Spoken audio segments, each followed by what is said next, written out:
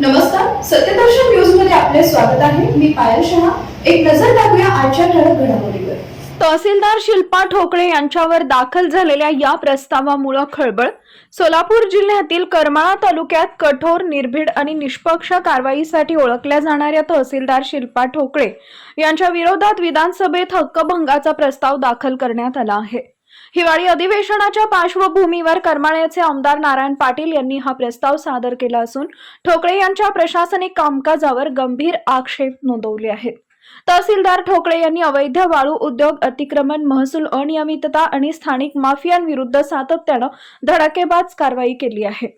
त्यांच्या निर्भीड भूमिकेमुळेच त्यांना लेडी सिंघम म्हणून जनमानसात विशेष ओळख मिळाली. महसूल विभागातील अनेक गुंतागुंतीचे वाद तातडीनं निकाली काढणे, नियोजनबद्ध शासकीय कामकाजात आणि शिस्तीवर भर यासाठीही त्या प्रसिद्ध आहेत. त्यांच्या कार्याची दखल घेत त्यांना लोकसत्ता दुर्गा पुरस्कार देखील मिळाला. मात्र त्यांच्या या कारवाईमुळे काही स्थानिक राजकीय व प्रशासकीय वर्तुळात नाराजी निर्माण झाल्याचं दिसत आहे.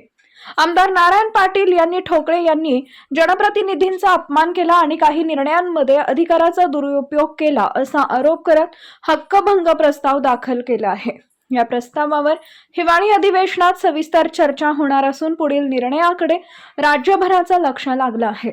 दरम्यान या घडामोडींमुळे करमाळा तालुक्यात मोठी खळबळ उडाली आहे. एकीकडे नागरिक, सामाजिक संघटना आणि युवक ठोकळे यांच्या कारवाईला जोरदार पाठिंबा देत आहेत, तर दुसरीकडे जनप्रतिनिधींच्या आरोपांमुळे प्रशासन आणि राजकीय संबंधांवर नवे प्रश्नचिन्ह निर्माण झाले.